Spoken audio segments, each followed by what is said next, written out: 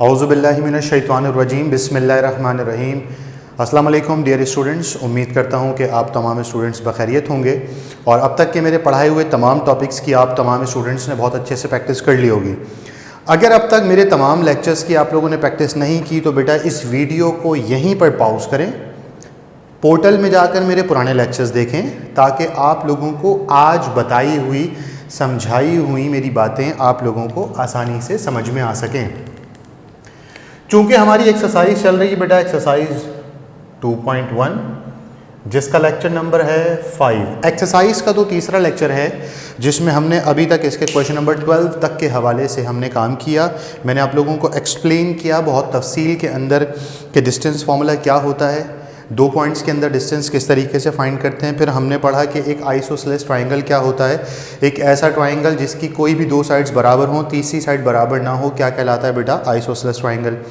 फिर हमने question number 8-9 के अंदर ये देखा कि एक आइसोसेलेस राइट ट्रायंगल क्या होता है। आइसोसेलेस राइट ट्रायंगल से पहले हमने देखा एक राइट एंगल ट्रायंगल क्या होता है, एक ऐसा ट्रायंगल जिसकी 2 साइड्स आपस में परपेंडिकुलर हों, जिसकी 2 साइड्स आपस में परपेंडिकुलर हों और 90 डिग्री का एंगल बनाती हों। ऐसे ट्रायंगल को हम क्या कहते हैं बेटा, राइट एंगल ट्रायंगल कहते हैं या राइट ट्रायंगल कहते हैं।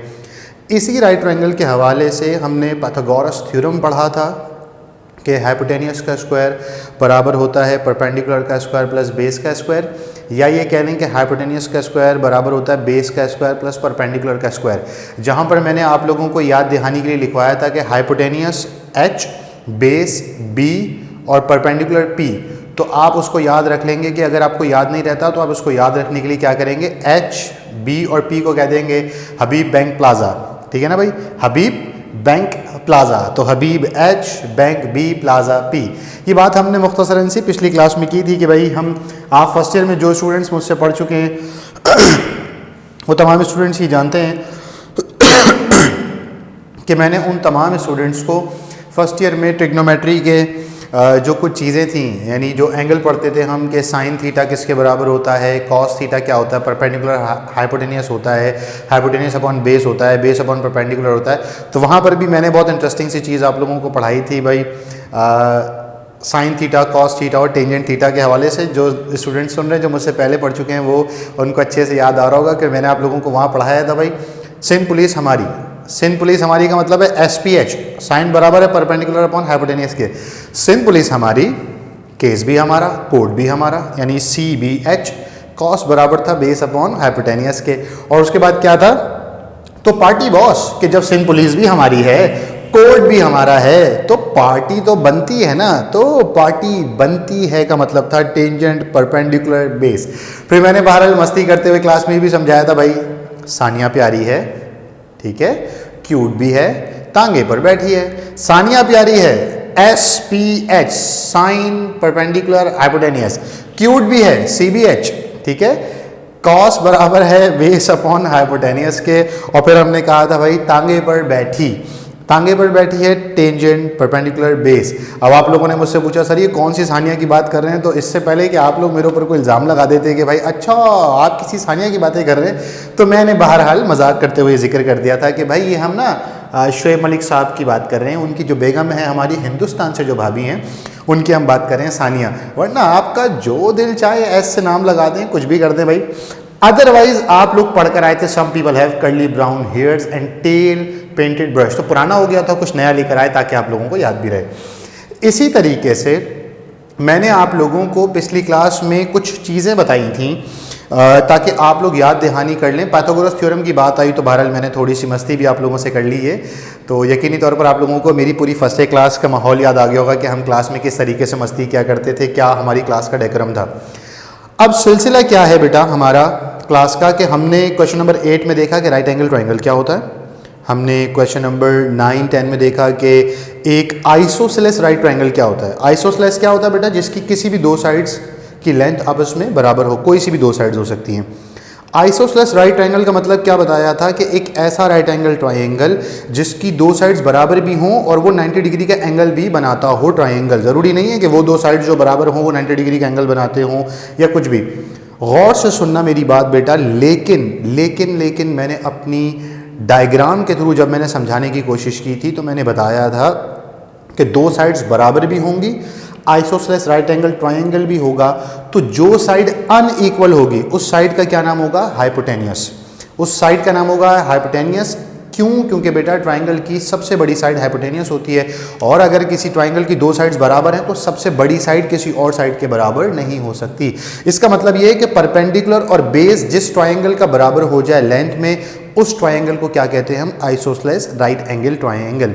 फिर हमने स्क्वायर की डेफिनेशन पढ़ी, मैंने स्क्वायर और रोम्बस के बीच का फर्क बताया कि एक ऐसी फोर साइडेड फिगर जिसकी चारों साइड्स की लेंथ बराबर हो और उसके डायगोनल्स की लेंथ भी आपस में बराबर हो, क्या कहलाता है बेटा? स्क्वायर कहलाता है। फिर हमने रेक्टेंगल पढ़ा कि ऐसी फोर साइडेड फिगर जिसकी चारों साइड्स में से दो साइड्स पैरेलल, दो साइड्स जो होती हैं ऑपोजिट आमने सामने वाली पैरेलल दो साइड्स, उनकी लेंथ आपस में बराबर हो, डायगोनल की लेंथ बराबर हो।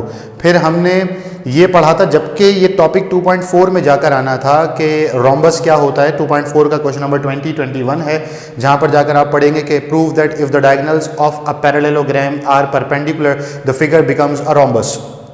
लेकिन मैंने ज़रूरत इस बात की समझी कि जब आपको स्क्वायर की डेफिनेशन समझाई जा रही है, चार इक्वल साइड्स, तो स्कूल कॉलेज में आप लोगों को टीचर्स इनकम्प्लीट डेफिनेशन बताते हैं कि चार साइड्स बराबर होंगी तो स्क्वायर होगा। बेटा चार साइड्स बराबर होती हैं, स्क्वायर भी हो सकता है और रोम्बस भी हो सकता है। तो मैंने प्रीवियस लेक्चर में, लेक्चर नंबर 4 में आप लोगों को बहुत तफसील से ये चीज़ समझाई कि रोम्बस और स्क्वायर में क्या फ़र्क होता है। स्क्वायर की चारों साइड्स बराबर, रोम्बस की चारों साइड बराबर, स्क्वायर के डायगोनल बराबर, रोम्बस के डायगोनल बराबर नहीं होते, आपस में 90 डिग्री का एंगल बनाते हैं, परपेंडिकुलर होते हैं।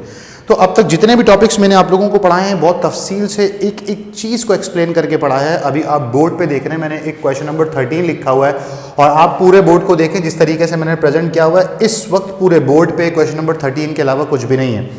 मैंने कोशिश ये की है कि आज के इस लेक्चर में आपको पूरी तफसील के साथ क्वेश्चन भी समझाया जाए, ये डायग्राम भी बताई जाए, क्योंकि इसके बाद जो क्वेश्चन नंबर 14 है, इस एक्सरसाइज में से लास्ट 25 ईयर्स में जो क्वेश्चन वाहिद पूछा गया है सप्लीमेंट्री के एग्जाम्स में, फेलियर के एग्जाम्स में, इंप्रूवमेंट के एग्जाम्स में, रेगुलर एग्जाम्स में, वो क्वेश्चन नंबर 14 है। क्वेश्चन नंबर 13 पर मैंने इतनी मेहनत क्यों की? क्योंकि 2-3 मरतबा क्वेश्चन नंबर 13 भी पूछा जा चुका है और 2-3 साल से रेगुलर के पेपर में तो नहीं लेकिन इंप्रूवमेंट के पेपर में ये सवाल आ रहा है। तो मोस्ट एक्सपेक्टेडली इस साल आप लोगों के इम्तहान में ये सवाल पूछ लिया जाए। तो सबसे पहले तो हम ये देखते हैं कि भाई सवाल में कह रहे हैं show that this point -1/2 and 5/2 is the centre of the circle. Prove करके दिखाएं कि ये पॉइंट -1/2 और 5/2 सर्कल का सेंटर है। भाई कौन सा circle? Circumscribing the triangle whose vertices are this. एक ऐसा सर्कल जो सर्कम सर्कल है जिसके अंदर ट्रायंगल बनता है। तो सवाल हम बाद में देखेंगे, पहले हम ये बात करते हैं बेटा कि सर्कम सर्कल क्या होता है। एक ऐसा सर्कल जो किसी भी ट्रायंगल के 3 वर्टिसेस से पास हो रहा हो, किसी भी ट्रायंगल के तीनों वर्टिसेस से पास हो रहा हो, ऐसे सर्कल को क्या कहते हैं बेटा? सर्कम सर्कल या सर्कमस्क्राइब सर्कल। अब जहन में सवाल ही उठता है और अमूमन टीचर्स भी यही बताते हैं कॉलेज कोचिंग सेंटर्स के, और गलत नहीं कहते, बिल्कुल 100% दुरुस्त बात बताते हैं, लेकिन मैं एक स्टेप और आगे लेके चला जाऊं। सर्कम सर्कल सिर्फ उस सर्कल को नहीं कहते जो महज ट्रायंगल के 3 वर्टिसेस से पास हो। सर्कम सर्कल एक ऐसे सर्कल को कहते हैं जो किसी भी पॉलीगॉन के वर्टिसेस से पास हो रहा हो, किसी भी पॉलीगॉन। अब ये पॉलीगॉन क्या होता है इस पर हम बाद में किसी दिन गुफ्तगू करेंगे। यानी कोई भी ऐसी फिगर जिसकी 4 पॉइंट्स, 5 पॉइंट, 6 पॉइंट्स हो सकते हैं, क्वाड्रिलेटरल हो सकता है, कोई पॉलीगॉन है, अगर उसके एंड पॉइंट से पास हो रहा है, उसके वर्टिसेस से पास हो रहा है, तो क्या कहलाता है बेटा? Circum circle. अगर आप लोगों को दिखाई दे रहा हो तो मैंने यहाँ लिखा हुआ है what is a circum circle? A circle which passes through all 3 vertices of a triangle is called circumcircle, जो कि मैंने यहाँ पर डायग्राम के थ्रू एक्सप्लेन भी किया हुआ है। या उसे क्या कह सकते हैं बेटा? Circumscribe circle. फिर इसका जो सेंटर होता है, इस सेंटर का क्या नाम होता है? कह रहे हैं the centre of this circle is simply called circum centre. क्योंकि अगर ये सर्कम सर्कल है तो इसके सेंटर का क्या नाम होगा बेटा? Circum centre. और अगर मैं इस सर्कल का रेडियस फाइंड करना चाहूँ तो सबसे पहले तो ये सुन लें कि इसके रेडियस का नाम होता है बेटा सर्कम रेडियस। सर्कल का क्या नाम है? सर्कम सर्कल या सर्कमस्क्राइब सर्कल। सर्कल के सेंटर का क्या नाम है? Circum centre.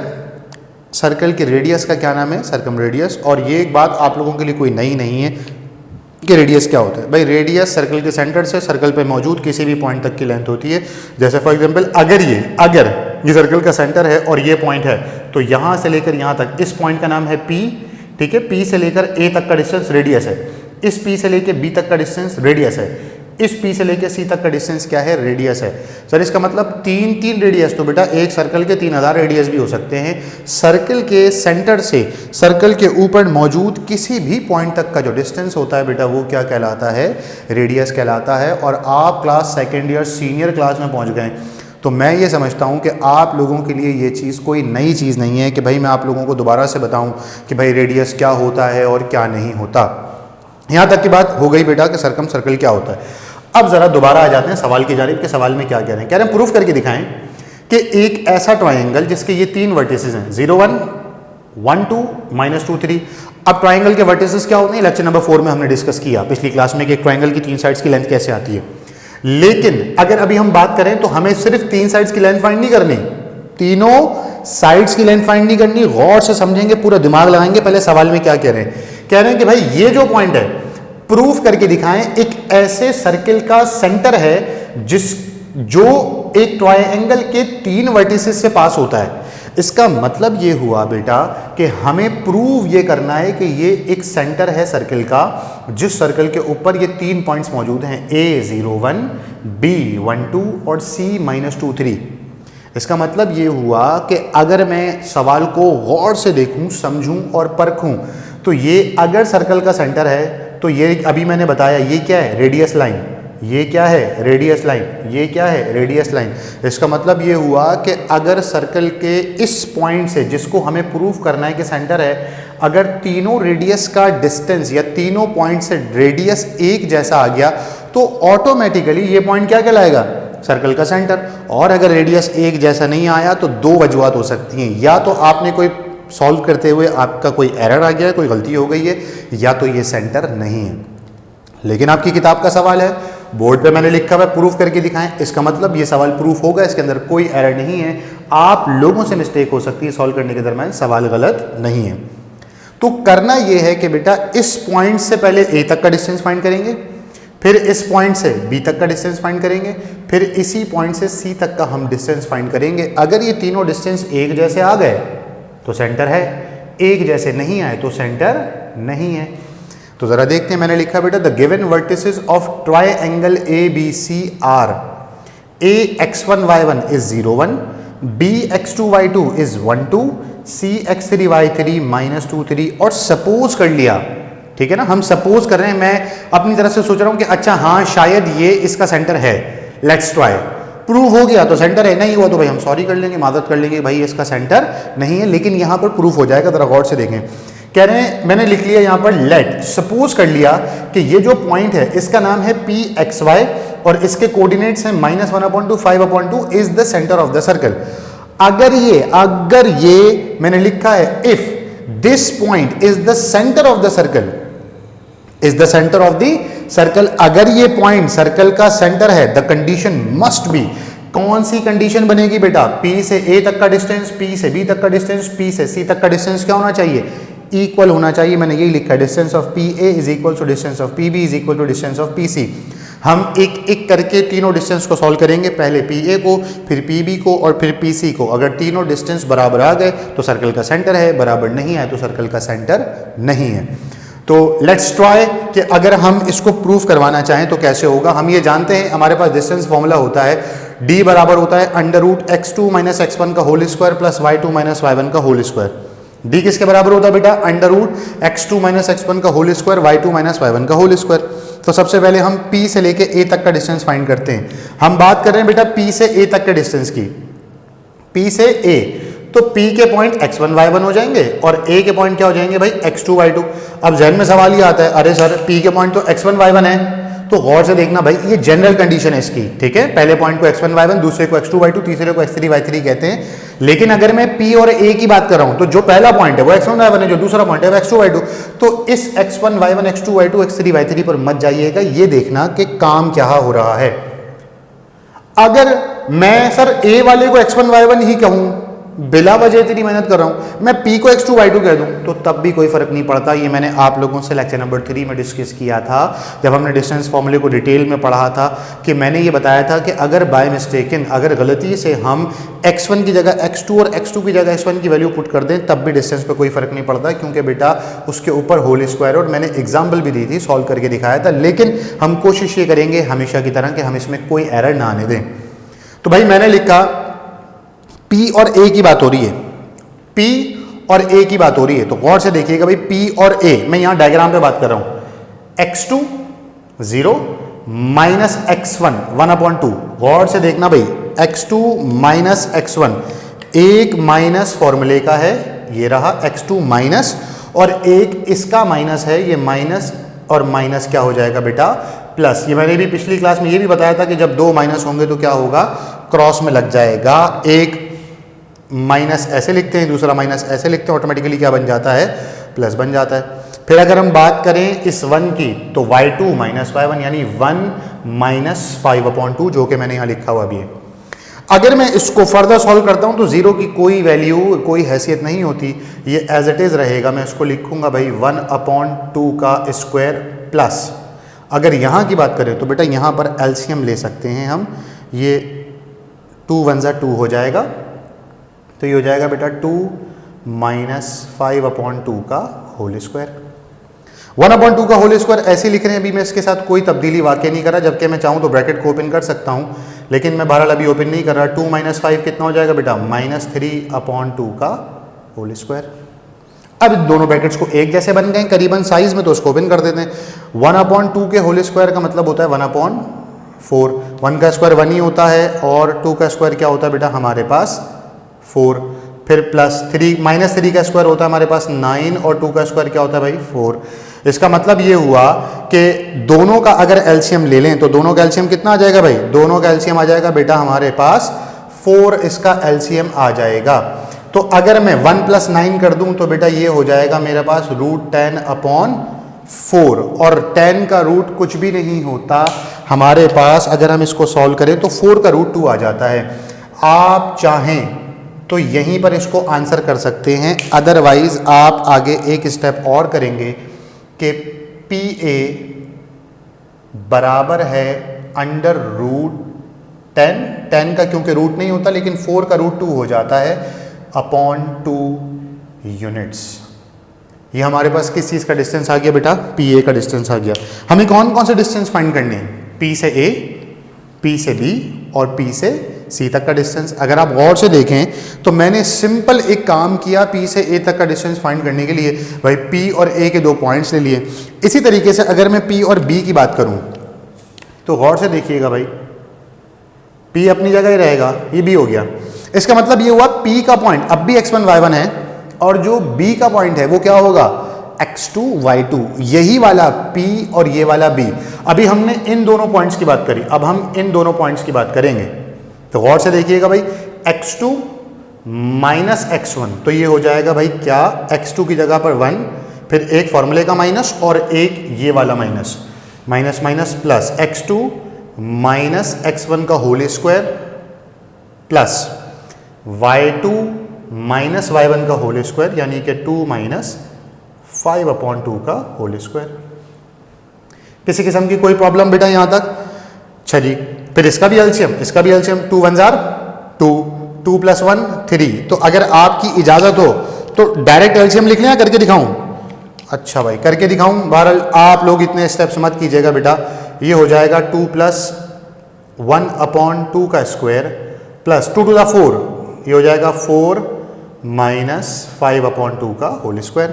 2 + 1 कितना होता है बेटा 3, 3/2 का होल स्क्वायर प्लस 4 माइनस 5 होता है -1, यानी कि -1/2 का होल स्क्वायर। अगर हम गौर से देखें दोनों ब्रैकेट को तवज्जो से, तो बेटा यानी दोनों इन डिस्टेंस को, तो ये 1/2 का स्क्वायर था, ये -3/2 था, यहाँ 3/2 और -1/2 आ गया। इसका मतलब आंसर दोनों जगह से एक जैसा आ जाएगा। भाई 3 का स्क्वायर का मतलब होता है 9, 2 का स्क्वायर का मतलब होता है 4, प्लस 1 का स्क्वायर 1, 2 का स्क्वायर 4। अगर गौर से देखें तो बस मैंने सिर्फ इसको शफल कर दिया भाई, आंसर वही आ रहा है। अगर हम इन दोनों का एलसीएम ले लें तो बेटा ये क्या बनेगा 10/4, और इसके बराबर में मैं क्या लिख सकता हूं बेटा यूनिट्स, और अगर मैं इसे फर्दर सिंप्लीफाई करना चाहूं तो आप कीजिएगा, जरूर कीजिएगा बेटा, यानी P से लेकर B तक का जो हमारा डिस्टेंस है वो आ जाएगा बेटा √10/2 यूनिट्स। अगर आप गौर से देखें तो बेटा PA का डिस्टेंस और PB का डिस्टेंस बराबर आ गया। इसका मतलब ये हुआ आसान सी भाषा में, बहुत सिंपल सी लैंग्वेज में, कि अगर हम PC का डिस्टेंस फाइंड करेंगे ना तो यकीनी तौर पर PC का डिस्टेंस भी यही आएगा। तो मैं आपसे क्या कह रहा हूं, इस वक्त गौर से सुने, इस वीडियो को यहीं पर पॉज करें, रफ पेज खोलें रजिस्टर का, उस रफ पेज के अंदर ये सब कॉपी किए बगैर आप सिर्फ P और C का पॉइंट ले लें। आप किसका पॉइंट ले लें बेटा? P और C का। यानी अभी पहले हमने इन दो पॉइंट्स की बात करी, फिर हमने इन दो पॉइंट्स की बात करी, अब हम इन दो पॉइंट्स की बात करें। तो आप P और C का पॉइंट लें और फटाफट से स्पीड लगा के इसको सॉल्व करें। जब तक मैं देखना चाहता हूं, वीडियो पॉज कर दें और वीडियो पॉज करके इसको सॉल्व करें, फिर आप वीडियो दोबारा ओपन कीजिएगा और देखिएगा कि भाई मैंने क्या सॉल्व किया हुआ है, तो आपका सॉल्यूशन और मेरा सॉल्यूशन मैच करता है कि नहीं करता। Let's try.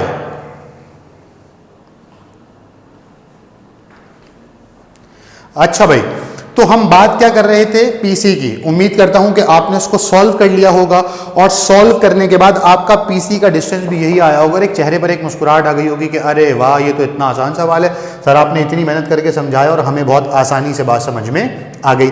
अगर मैं बात करूं इस वक्त पॉइंट पी से लेकर पॉइंट सी तक की, तो फिर वही बात करूंगा, ये x1 y1 है, ये x2 y2 है। तो हम पीसी में क्या बात कर रहे हैं बेटा? x2 यानी -2 x2 -x1। तो ये क्या हो जाएगा बेटा? -2 प्लस 1/2 का स्क्वायर प्लस y2 y1 यानी कि 3 माइनस 5/2 का स्क्वायर। और अगर हम इसको फर्दर सॉल्व करना चाहें तो ज़रा गौर से देखिएगा भाई, 2 का जब हम एलसीएम ले लेंगे तो 2 2 4 और माइनस की जगह पर माइनस, इसका मतलब यहाँ पर आएगा भाई -4 प्लस 1/2 का होल स्क्वायर और फिर प्लस 3 2 6 6 माइनस 5/2 का होल स्क्वायर। ठीक है ना? -4 प्लस 1 इसका मतलब होता है बेटा -3/2 का होल स्क्वायर प्लस 6 माइनस 5 1/2 का होल स्क्वायर। अगर मैं गौर से देखूं तो बेटा -3/2 का स्क्वायर, -3/2 का स्क्वायर, 1/2 का स्क्वायर, 1/2 का स्क्वायर। इसका मतलब ये हुआ कि आपको आगे का काम बहुत आसानी से समझ में भी आ गया है। जिन स्टूडेंट ने खुद से सॉल्व किया और उनसे नहीं सॉल्व हुआ तो कोई बात नहीं, आप देख लें भाई किस तरीके से सॉल्व हो रहा है। 3 का स्क्वायर 9, 2 का स्क्वायर 4 प्लस 1 का स्क्वायर 1, 2 का स्क्वायर 4, दोनों का एलसीएम लेंगे तो कितना आएगा बेटा? 4, 9 प्लस 1 कितना हो जाता है? 10।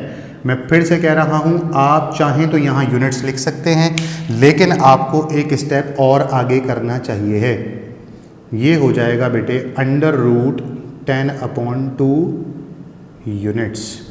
इसका मतलब ये हुआ कि एक सर्कम सर्कल जिसका ये पॉइंट प्रूफ करने के लिए कहा जा रहा था कि प्रूफ करके दिखाएं कि ये सर्कल का सेंटर है या नहीं है, हमने तीनों का डिस्टेंस फाइंड करा। इस सेंटर से लेके ए तक का डिस्टेंस √10/2, इसी पॉइंट से लेके सेंटर से लेके बी तक का डिस्टेंस √10/2, इसी पॉइंट से लेके सेंटर तक का डिस्टेंस पीसी का डिस्टेंस √10/2। और जब हमारे पास तीनों डिस्टेंस बराबर आ गए तो अब हम ये कह सकते हैं भाई पूरे यकीन के साथ कि ये सर्कल का सेंटर है। तो मैं यही लिख रहा हूं कि बाय शोइंग रिजल्ट्स, इन तीनों रिजल्ट्स को देखते हुए 1 2 3 1 2 3, इन तीनों रिजल्ट्स को देखते हुए ये कंडीशन क्या प्रूफ हो गई? आप कहेंगे यस सर। तो अगर ये कंडीशन प्रूफ हो गई तो ये सर्कल का सेंटर है। तो हम यही लिख रहे हैं, बाय शोइंग रिजल्ट्स को देखते हुए PA, PB और PC आपस में बराबर हैं, इसलिए the point P -1/2 and 5/2 is the centre of the circle. और हमने क्या कर लिया भाई? प्रूफ। तो हमने बहुत आसानी से ये देखा कि अगर एक पॉइंट दिया जाए, उसकी वैल्यूज मौजूद हों और हमें उससे 3 रेडियस फाइंड करने हो, तो हम किस तरीके से डिस्टेंस फॉर्मूले की मदद से रेडियस सॉल्व कर सकते हैं। और हमने इसको यहाँ पर लिख दिया, the point this one is the centre of the circle. Hopefully आपको मेरी ये बात, मेरा ये लेक्चर बहुत आसानी से समझ में आया होगा। नहीं समझ में आई कोई भी चीज़ तो वीडियो को रिवाइंड करें, पीछे जाएं, दोबारा देखें, क्योंकि ये बहुत कम आया है एग्जाम में, लेकिन एग्जाम में पूछा गया है। इस एक्सरसाइज से अगर बाकायदा तौर पर लास्ट 25 साल में 8-10 मरतबा कोई सवाल एग्जाम में पूछा गया रेगुलर के, तो तो बेटा वो है इसके बाद वाला क्वेश्चन नंबर 14, जो कि बिल्कुल सेम डायग्राम है, बस फर्क सिर्फ इतना है कि यहाँ पर हमें ये पॉइंट P गिवन था, हमने प्रूफ करवाया है, वहाँ पर कहेंगे ये सरकम सेंटर है, हमें ये P फाइंड करना होगा। तो P का मतलब यही वाला पॉइंट नहीं होगा, कुछ और आंसर आएगा, लेकिन हमें P फाइंड करना होगा, यानी वो कंडीशन इसकी रिवर्स है। अभी सर्कल का सेंटर दिया हुआ है, कह रहे हैं कि भाई ये बताओ कि ये सेंटर है कि नहीं, पॉइंट दिया हुआ है, कह रहे हैं प्रूफ करके दिखाओ सेंटर है कि नहीं, उसमें पॉइंट नहीं दिया जाएगा, कहेंगे सेंटर है लेकिन पॉइंट फाइंड करके दिखाओ कि सेंटर की वैल्यू क्या आएगी। तो बेटा अपनी कॉपी के अंदर, रजिस्टर के अंदर बाकायदा तौर पर आपने इसको जिस तरीके से मैंने प्रेजेंट किया हुआ है, साफ सुथरा खूबसूरत, आपने भी इसी तरीके से काम करना और प्रैक्टिस करते रहना है। इंशाल्लाह आप लोगों से एक और लेक्चर के साथ मुलाकात होगी, जिसमें हम तफसील के साथ क्वेश्चन नंबर 14 और 16 के ऊपर बात करेंगे। जब तक बेटा प्रैक्टिस करते रहें, अपना अपने घर वालों का बहुत ज़्यादा ख्याल रखें, मुझे, मेरे इंस्टीट्यूट की पूरी टीम को और मेरे वालिदैन को अपनी ख़ास दुआ में याद रखें। अल्लाह हाफ़िज़ व नासिर।